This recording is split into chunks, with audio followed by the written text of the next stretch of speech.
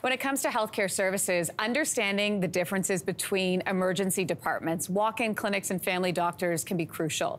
Here to help clear up where to go and when is Nurse Jake. Welcome back. Nice to see you. Yeah, good to see you too. This is one of those things because you're like, okay, there's a scenario happening in my home. Which one do I go to? So you're going to walk us through this. Let's start with ERs, emergency departments. When and why should we be accessing them? So emergency departments are open anytime, 24/7. So they're really for that critical health condition or concern.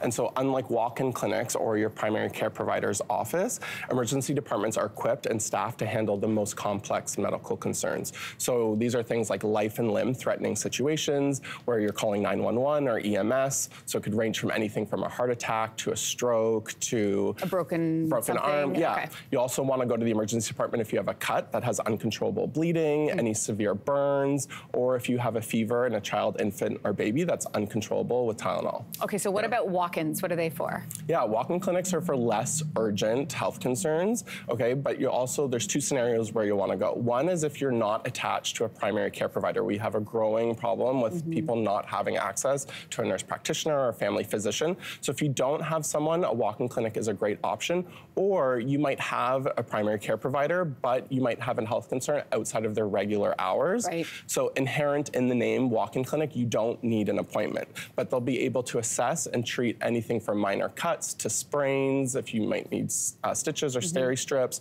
or a prescription for a viral or bacterial infection. The thing with walk-in clinics, Lindsey, is you don't want to assume that they're going to be your long-term care provider. So it's really a short-term arrangement, and you'll want to let your primary care provider know if you have one, if you visited, so they can get the health records from the clinic. If you do have a primary care doctor or nurse practitioner that you have access to, when would you go to them? Yeah, so primary care providers are there for your routine health. So they're really there for preventative care. They help manage any chronic illnesses or any routine health maintenance. And the thing with our primary care providers, you often have to book an appointment in advance, although a lot more primary care providers are trying to have open access and same-day access and extend their clinics into the evenings and weekends. There are things like family health teams where you'll have cross coverage, so you can see another doctor if it's not your regular doctor, and they can really help with ordering diagnostic tests, blood work, filling out any of those prescriptions, and referring you to specialists. It is helpful to have that team. That's where I go, where it's a team of doctors. Team, yeah, exactly. Okay, so you've walked us through what everyone stands for and where you should go. Yeah. But I know that you've got some scenarios for me, and I'm going to have to guess, educated guess, as to where I should go. Yeah. You're gonna test so me. you and all the Canadians at home can try to answer. I'm going to give you 4 different scenarios. So based on the illness severity and the time of day or scenario, I want you to guess which of the 3 you should be accessing. So we're playing this game, because guess what I have? I have paddles. So convenient. So here we go. Yeah, walk-in, primary care, or emergency. You're going to give me the scenario, and I'm going to guess. All right. Okay, you ready? Yep. Okay, number 1. So you've recently moved to a new city and don't have a primary care provider yet. You realize that you're running low on your regular medications. Where do you go? Okay. We are going to the walk-in.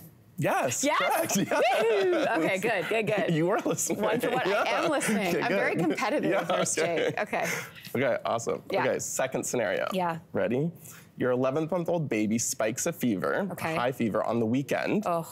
And is not responding to Tylenol. Where do you go? 100% emergency. Yes. I feel like I've been in this scenario. It's a really scary scenario to be in as well. Yeah, and go right away. Yes. Okay. So right away to the emerge. Yeah. Okay. Right. Next one. You don't want to wait. No. Okay. Number 3.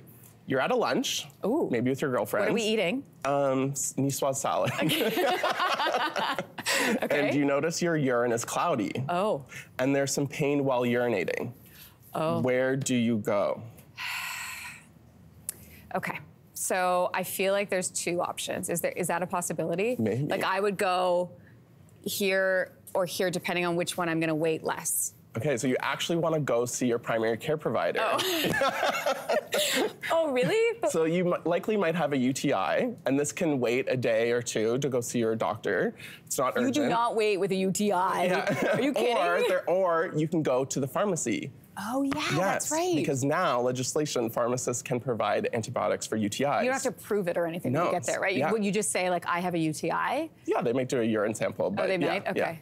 All right. But listen, if you're old enough and you're like, listen, I have a UTI. It's going to take 3 days to see your family doctor. Yeah, go to a walk-in clinic. But if you can see your family doctor the next day, you don't need to go to emergency department for your UTI. Got it. Yeah. Do you have one more for me? Yes, last one. Ready? Yeah. Okay, it's Friday night, and we're preparing for Wait, where are we out? Yeah, you're at home. Oh, I'm at home. Okay, yeah, you're preparing for a date. Okay. Okay.